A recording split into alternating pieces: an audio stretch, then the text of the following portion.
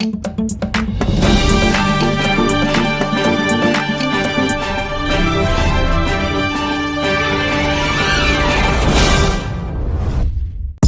जिस तरह से जेपीसी की मीटिंग में लोकतंत्र के धज्जियां उड़ाए गए, संविधान को बरकरार रखा गया, किया गया, और जिस तरह से जेपीसी के चेयरमैन आज की जो मीटिंग, आज की जो प्रोसीडिंग चला रहे थे, इससे एकदम साफ था कि सरकार को संविधान से कुछ लेना देना नहीं है, जेपीसी से कुछ लेना देना नहीं है, जिसको हम मिनी पार्लियामेंट कहते हैं, पार्लियामेंट्री प्रोसीजर से कुछ लेना देना नहीं है, अपनी मनमानी चलाना है।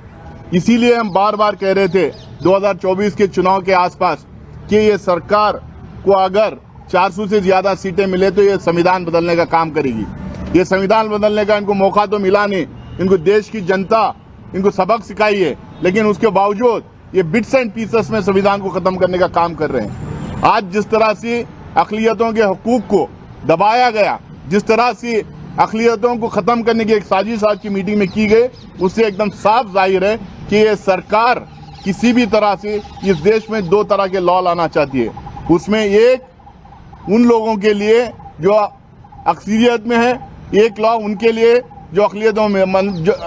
जो मेजॉरिटी में है, ये उनके लिए जो माइनॉरिटी में है। इससे एकदम साफ जाहिर हो रहा था जिस तरह से प्रोसीजर्स को बाईपास कर रहे थे। हम बार बार कह रहे थे कि 7-8 जो स्टेप्स हैं प्रोसीजर्स के, जो फाइनलाइजेशन ऑफ द रिपोर्ट में, उसको सारे प्रोसीजर्स को फॉलो करना चाहिए। हम बार बार ये कह रहे थे कि इसमें डिटेल डिस्कशन होना चाहिए, लेकिन जिस तरह से राजा साहब ने बताया कि उनके लिए complete disregard to the parliamentary procedures, आज उन्होंने आज का सेशन चलाया, आज की मीटिंग उन्होंने चलाई है। जैसा राजा साहब ने कहा, 95% जो स्टेक होल्डर्स आए थे, जो विटनेसेस बन के आए थे, वो इस बिल के खिलाफ उन्होंने अपनी बात रखी, ये बिल का विरोध करके उन्होंने गया है। 5% वो लोग थे जो सरकार से स्टेज मैनेज थे, जिनकी मानसिकता एकदम साफ नजर आ रही थी वो क्यों वहां पे आए थे। ना वो स्टेक होल्डर थे, ना उनको वक्त से कुछ लेना देना था। हम कह रहे थे कि ये 95% या 100% जो स्टेक होल्डर्स आए थे, उनके मिनट टू मिनट उनका जो मिनट्स है वो हमारे सामने रखा जाए, सारे मेंबर्स को दिया जाए, वो नहीं दिया गया। जो स्टेक होल्डर्स को हम लोगों ने सवाल जो पूछे थे, उनके जो रिप्लाईज आए थे, उसका हम लोगों ने पूछा कि उसको सारे मेंबर्स को प्रोवाइड करो, लेकिन उसका कोई खुलासा नहीं था, उसने हम लोगों को कोई उसका सर्कुलेशन नहीं किया। हम लोगों ने कहा कि जो मिनिस्ट्री ऑफ माइनॉरिटी अफेयर्स, जो जेपीसी के इतने सारे प्रोसीडिंग्स में जो बैठी हुई थी, उनकी रिपोर्ट की कॉपी हम लोग को दें, ताकि उनसे हम लोग को पता चलेगा कि इसमें ये 34-35 मीटिंग जो चले उसमें उसका निष्कर्ष क्या है करके, वो भी वो दिए नहीं। पिछले 3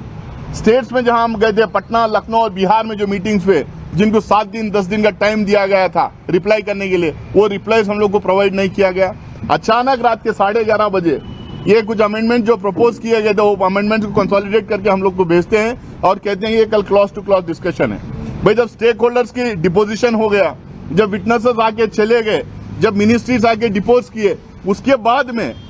जेपीसी के मेंबर्स को आपस में क्लॉज टू क्लॉज डिस्कशन करना चाहिए। जो अमेंडमेंट सरकार लाई थी उसको डिस्कस करना चाहिए, उसका कोई डिस्कशन नहीं, सीधा वोटिंग पे आप चले जा रहे हैं। इसका मतलब क्या है? फिर ये पूरा जो एक्सरसाइज था, 3-4 महीने 6 महीने का जो एक्सरसाइज था, ये किस चीज के लिए एक्सरसाइज था? अगर हम क्लॉज टू क्लॉज डिस्कशन नहीं करेंगे, जैसा परसों मैं आपको बता रहा था 3 दिन पहले यहीं पर, हमारे इतने इसमें लॉस हैं जो स्टेट ने एनाक्ट किया है, जितने अलग अलग स्टेट में लैंड को लेके है,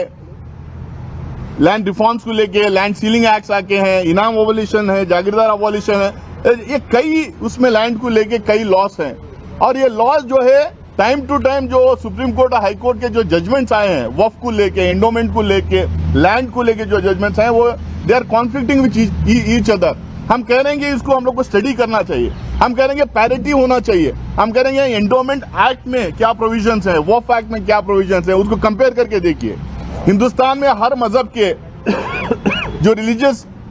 सेंटर्स हैं, उसको गवर्न करने के लिए, उसको एडमिनिस्टर करने के लिए एक तरह के लॉस अगर हो सकते हैं तो बनाना चाहिए हम लोग को, उसमें हमें कोई प्रॉब्लम नहीं है। लेकिन अब एकदम साफ इसमें दिखाई दे रहा है कि वहां पे एंडोमेंट मुजराई डिपार्टमेंट के लिए अलग लॉस है, वक्फ के लिए अलग लॉस बनाए गए हैं। यहाँ पे हम लोग को ना बोलने दिया गया, ना हमारे अमेंडमेंट्स के ऊपर बात रखने दी गई, जो मूवर है अमेंडमेंट का उसको एक दो शब्द जनरली पार्लियामेंट में बोलने दिया जाता है, यहाँ पे बोलने नहीं दिया गया और पूरे तरह से बुलडोज करके इस बिल को लेके आ रहे हैं। सिर्फ और सिर्फ इनकी मंशा ये है, एक दिल्ली इलेक्शन में उसका फायदा उठाएं, दूसरा इनको जो है एक माइनॉरिटीज को इस देश में सेकेंड ग्रेड सिटीजन बनाने के राह में जो है उस डायरेक्शन में ये पहला स्टेप है। बहुत बहुत शुक्रिया आप लोगों का।